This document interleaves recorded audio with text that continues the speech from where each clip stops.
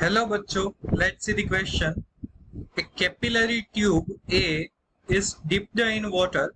Another identical tube B is dipped in soap water solution.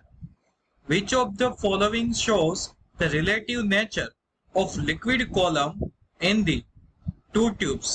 बच्चों question में दिया गया है कि कैपिलरी जो है ट्यूब ए वो वाटर में डीप है और जो सेम ट्यूब है बी वो सोप वाटर सॉल्यूशन में डीप है बच्चों।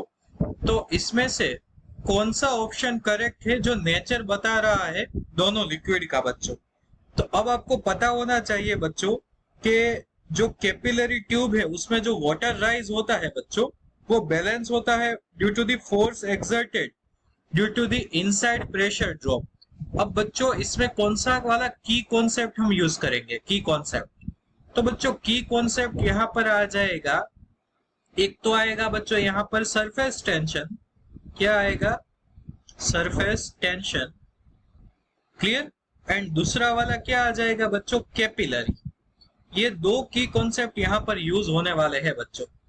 अब मैं आपको ये भी बता देता हूं कि जो सरफेस टेंशन है उसका कैपिलरी मतलब के हाइट से क्या रिलेशन है बच्चों। तो आप देख सकते हो बच्चों कि जो सरफेस टेंशन है, सरफेस टेंशन उसे हम एस से डिनोट करेंगे।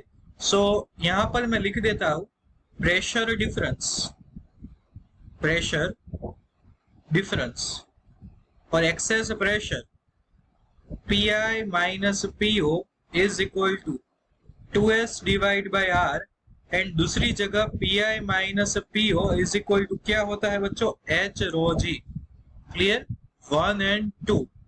अब बच्चों हमें पता होना चाहिए कि क्या पता होना चाहिए बच्चों को, जब वाटर में सब हम मिक्स करते हैं तो सरफेस टेंशन डिक्रीज होता है बच्चों। तो यहाँ पर मैं लिखता हूं कि since surface tension S of surface tension S of water decreases as soap is mixed, the height up to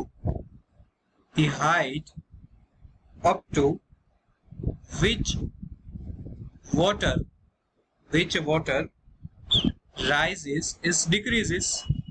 अब बच्चों आपको पता होना चाहिए कि क्या होने वाला है बच्चों। तो हाइट जो है वो डिक्रीज होगी बच्चों, क्योंकि क्या होगा बच्चों कि जो सरफेस टेंशन है वो भी डिक्रीज होगा।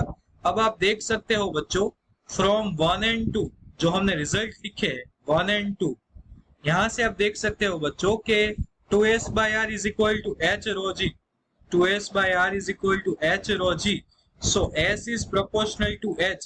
अगर ये डिक्रीज होगा तो ये भी डिक्रीज होगा बच्चों। सो जो वाटर वाली जो वाटर में डीप ट्यूब है उसकी जो सरफेस है बच्चों वो कॉनकेव होगी, बिकॉज वाटर जो है वो less than 90 degree angle create करता है बच्चों। तो वहां पर जो एंगल है लेस देन 90, सो कॉनकेव सरफेस होगी। सोप में भी कॉनकेव सरफेस होगी, लेकिन वाटर की जो हाइट है वो सोप की हाइट से ज्यादा होगी बच्चों। तो देख सकते हो कौन सा ऑप्शन मैच हो रहा है बच्चों। सो ऑप्शन डी में देखो आप, जो यहाँ पर वाटर में डीप है उसकी हाइट ज्यादा है और जो सोप में मिक्स वाटर है बच्चों उसमें हाइट कम है बच्चों। सो आवर की concept will lead us to the correct answer and correct answer is option D. So I hope बच्चों you all understood it well. Best of luck.